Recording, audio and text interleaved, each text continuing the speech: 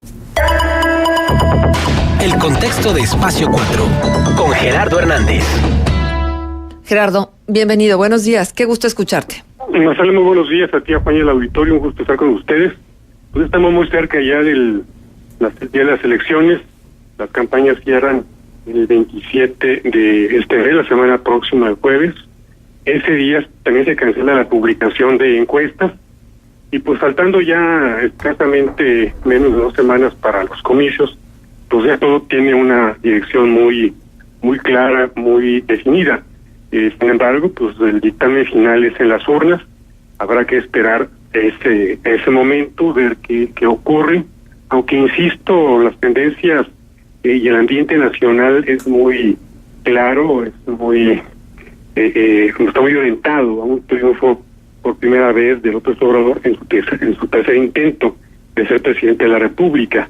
Hay una encuesta que levantó de las Heras de Moteina del 10 al 13 de este mes, en la cual le concede a López Obrador una intención de voto del 50%, que equivale a 26 millones de votos, a Ricardo Anaya el 23% con 13 millones de votos, y a José Antonio Meade de 19%, equivalentes a 9.9 millones de votos.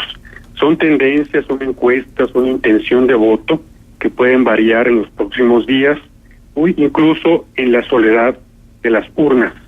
Esta encuesta de las Heras de Moteina es consistente con la que publicó hace 10 días aproximadamente el Reforma, los periódicos del Grupo Reforma, y también muy consistente con la que publicó a principios de mes el periódico español El País, donde le otorga a López Obrador una preferencia electoral del 48%, a Ricardo Anaya del 28% y del 20% a José Antonio Meade.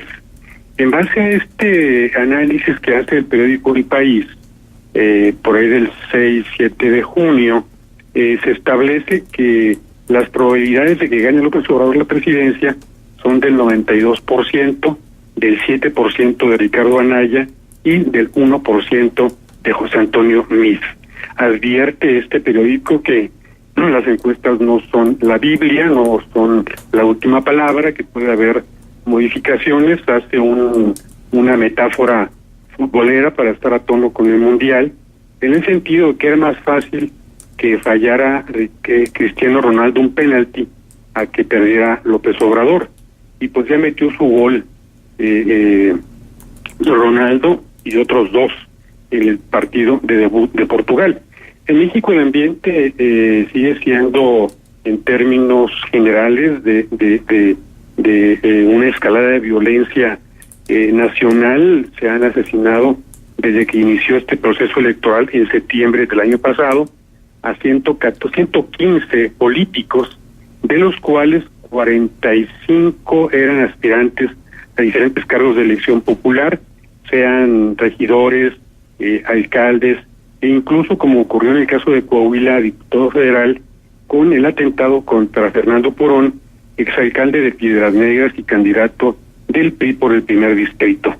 Lo que ha ocurrido en esta campaña electoral ha sido el recoger redes, para aplicar otra metáfora, por parte de López Obrador, de un trabajo político de 12 años consecutivos en los que estuvo aspirando a la presidencia de la República, y también en el mismo periodo de errores consecutivos uno tras otro, el presente más grave que el anterior, del gobierno del presidente Enrique Peña Nieto, un PRI que no entendió la oportunidad que le dieron los mexicanos en 2012 de regresar a la presidencia de la República, un PRI más voraz que el PRI que se conocía hasta antes de la alternancia, hasta antes del año 2000, un PRI que se desentendió de la sociedad, que abandonó las causas sociales para concentrarse en sus cúpulas políticas, en las burocracias partidistas, en gobernar de espaldas a la sociedad. En este último debate vimos cómo se puso énfasis en la crisis hospitalaria que hay en México. El candidato del PRI decía que no hubo recortes en ese sector, en el sector salud, y que marcha como reloj suizo el sistema de salud, cuando vemos que en realidad no ocurre así. y esto lo refutaron con argumentos muy sólidos, tanto López Obrador como Ricardo Anaya.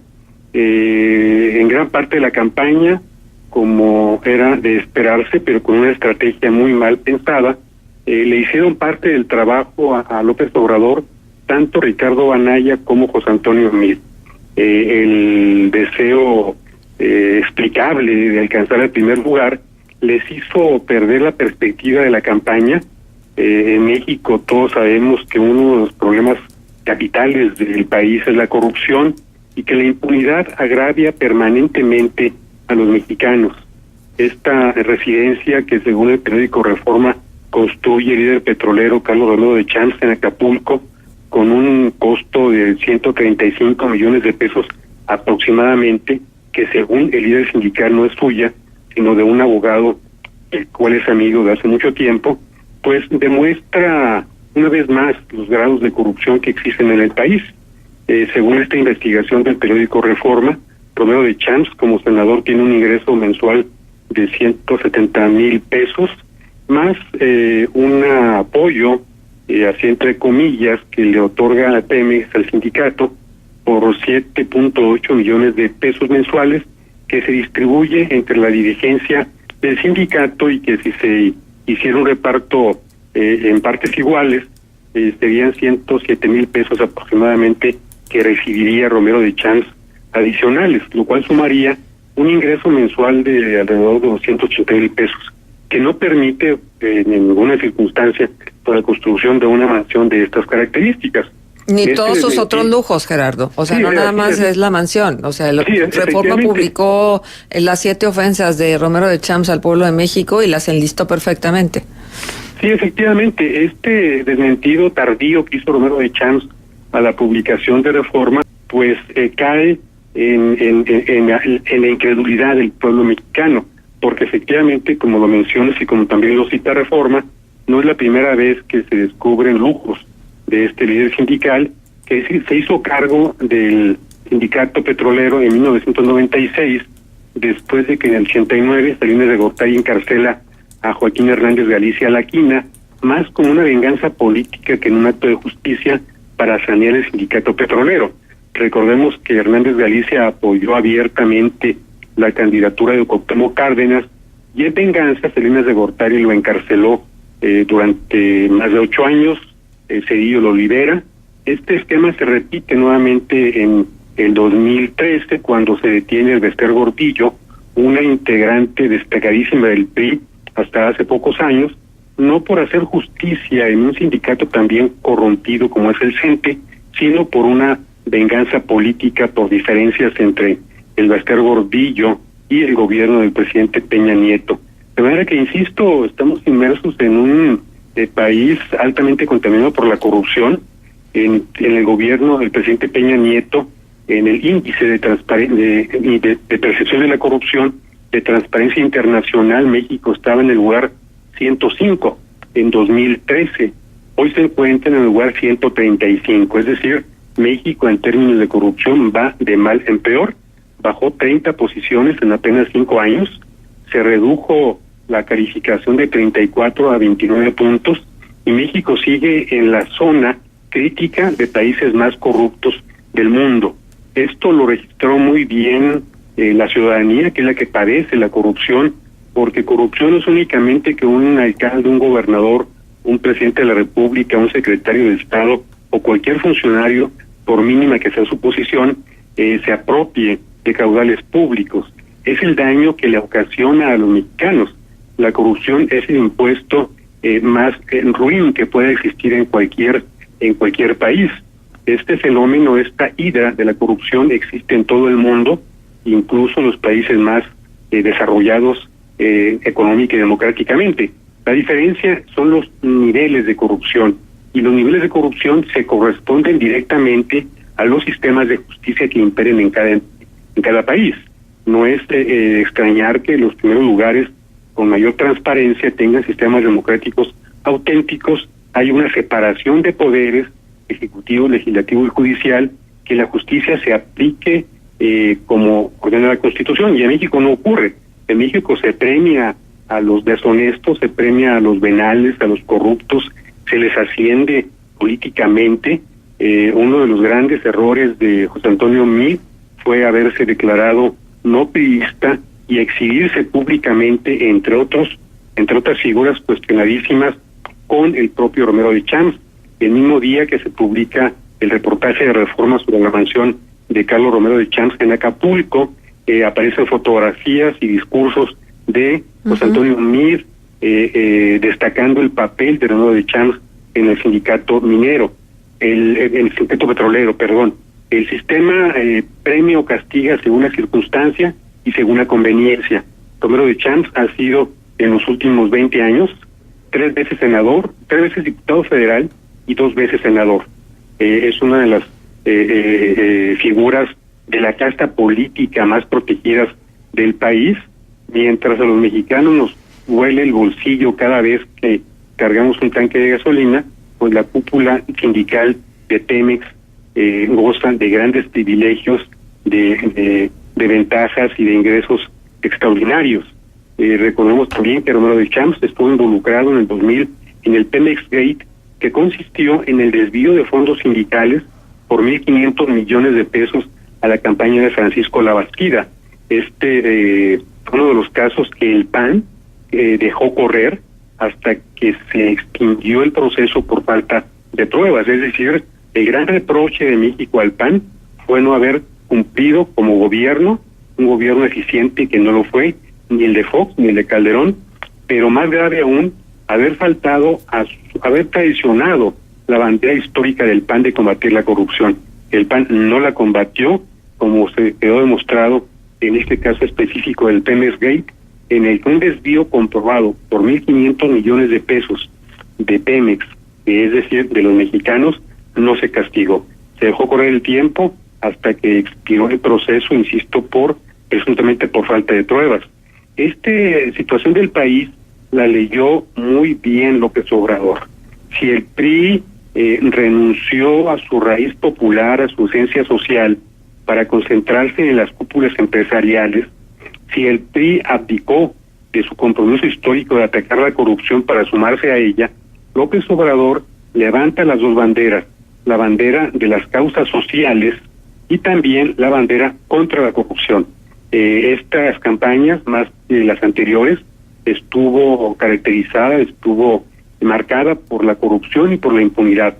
En ese par de columnas descansó fundamentalmente la campaña de López Obrador y el repudio que sentimos los mexicanos contra una clase política predadora que gobierna de espaldas a la sociedad, que es insensible a los reclamos sociales, es lo que tiene López Obrador con estos niveles de preferencia del voto. Tiene también, evidentemente, detractores López Obrador, tiene antipatías, tiene simpatías, pero el hecho es uno, y lo reflejan las encuestas. Cada partido elabora también para consumo interno sus propias encuestas, quizá para darse ánimos a sus militantes, a sus simpatizantes, pero este tipo de encuestas, a las que hago referencia del país y la de la Sierra de Moteña, marca una tendencia muy sólida. Los 3 debates que pierde López Obrador no hicieron mella en la intención de voto. Los 3 los ganó Ricardo Anaya y sin embargo retrocedió algunos puntos en la preferencia electoral. Es cierto que la campaña del gobierno federal contra Ricardo Anaya de utilizar el sistema de justicia para crear presuntos delitos, para fabricar delitos aparentes, pues lo distrajo y también tuvo un impacto entre la sociedad, porque, insisto, el partido que se presentó históricamente como la institución fundada por Gómez Morín, con un sentido humanista, de decencia política, finalmente no lo fue. Y esto es lo que agravió profundamente a los mexicanos, el pésimo desempeño del PRI y el mal papel de Acción Nacional como gobierno.